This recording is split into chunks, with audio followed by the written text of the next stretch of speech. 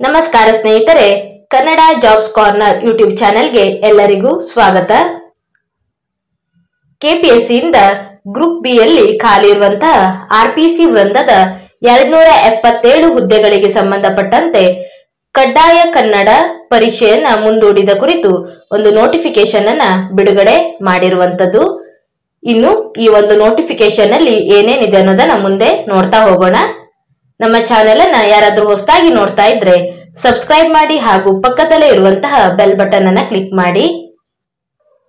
ಅಧಿಸೂಚನೆ ದಿನಾಂಕ 13/3/2024 ಅನ್ವಯ ಕೆಪಿಎಸ್ಸಿಯ ವಿವಿಧ ಇಲಾಖೆಗಳಲ್ಲಿ ಖಾಲಿ ಇರುವಂತಹ ಗ್ರೂಪ್ ಬಿ ಆರ್ಪಿಸಿ ವೃಂದದ 277 ಹುದ್ದೆಗಳಿಗೆ ಸಂಬಂಧಪಟ್ಟಂತೆ ಕಡ್ಡಾಯ ಕನ್ನಡ ಭಾಷಾ ಪರೀಕ್ಷೆಯನ್ನ ಇದೇ ಜನವರಿ 18, 2025 ನಿಗದಿಪಡಿಸಲಾಗಿತ್ತು.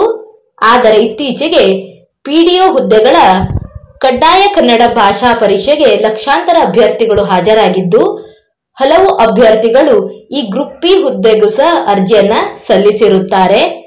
ಆದ್ದರಿಂದ ಅಲ್ಲಿ ಹಾಜರಾದಂತಹ ಅಭ್ಯರ್ಥಿಗಳು ಮತ್ತೊಮ್ಮೆ ಕನ್ನಡ ಭಾಷಾ ಪರೀಕ್ಷೆಯನ್ನ ಬರೆಯುವುದರಿಂದ ಆಯೋಗಕ್ಕೆ ಮೌಲ್ಯಮಾಪನ ಪ್ರಕ್ರಿಯೆಯಲ್ಲಿ ಹೆಚ್ಚಿನ ಹೊರೆಯಾಗುವುದಲ್ಲದೆ ಅಭ್ಯರ್ಥಿಗಳಿಗೂ ಸಹ ಹೊರೆಯಾಗಲಿದೆ. ಆದ್ದರಿಂದ ಜನವರಿ 18, 2025 ನಿಗದಿಯಾಗಿದ್ದಂತಹ ಈ ಒಂದು ಕಡ್ಡಾಯ ಕನ್ನಡ ಪರೀಕ್ಷೆಯನ್ನು ಮಾತ್ರ ಮುಂದೂಡಲಾಗಿದೆ.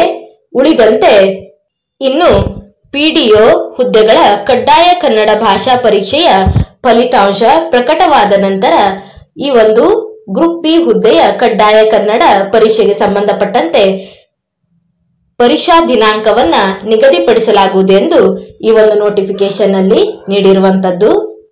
ಇನ್ನು ಈ ಒಂದು ಹುದ್ದೆಗೆ ಸಂಬಂಧಪಟ್ಟಂತೆ ಸಾಮಾನ್ಯ ಪತ್ರಿಕೆ ಮತ್ತು ನಿರ್ದಿಷ್ಟ ಪತ್ರಿಕೆಗಳ ಪರೀಕ್ಷೆಗಳನ್ನು ಈಗಾಗಲೇ ಅದಕ್ಕೆ ನಿಗದಿಪಡಿಸಿರುವ ವೇಳಾಪಟ್ಟಿಯಂತೆ ನಡೆಸಲಾಗುವುದು ಎಂದು ಮತ್ತು ಅದರಲ್ಲಿ ಯಾವುದೇ ಬದಲಾವಣೆ ಇರುವುದಿಲ್ಲ ಎಂಬುದನ್ನು ಸಹ ನೋಟಿಫಿಕೇಶನ್ ಅಲ್ಲಿ ನೀಡಲಾಗಿದೆ.